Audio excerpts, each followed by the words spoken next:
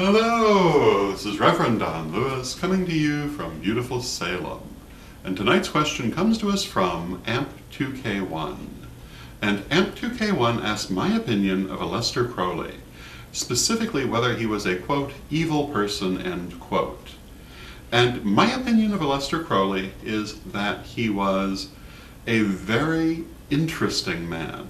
He was very talented, he was very intelligent, and he certainly had a lot of very deep ideas about the practice of magic. He was very revolutionary to the magical practice of his day, and he also loved to shock the public. He had been raised in a very conservative form of Christianity, and he never lost his love of shocking Christians. And this is where his bad reputation mostly comes from. His actual life was nowhere near as controversial as his press, but he loved bad press. He loved to be known as the most evil man in the world because it was a little bit of getting his own back against, in particular, his rather severe mother. So he was kind of in a position of permanent rebellion against the particular radically conservative form of Christianity he was raised in. And occasionally he would glory in Christian iconography relating to revelations, and he loved to press their buttons. When he wasn't pressing their buttons, he wrote some really good things. He was in some ways very creative, very insightful, and he certainly, again, was revolutionary to the practice of magic in his generation. I personally think a lot of his magical ideas are overly restrictive, and not necessarily in agreement with the point of view that I hold on many of these subjects, but that's beside the point.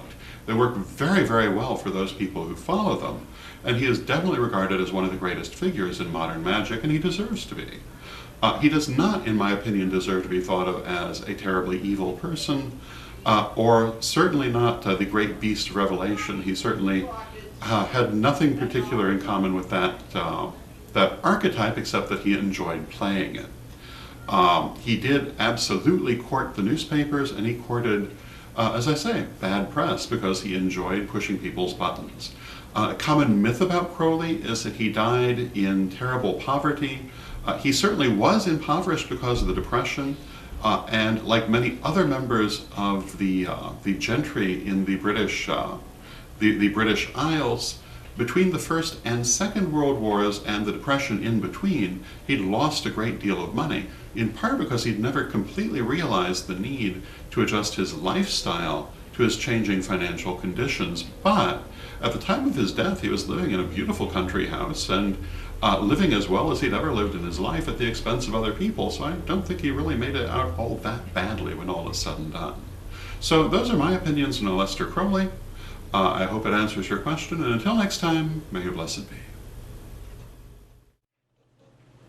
Hello, this is Reverend Don Lewis coming to you from beautiful Salem, and I'm very pleased to announce the brand new World of Witches Museum program book full of stories and pictures from our museum here in Salem.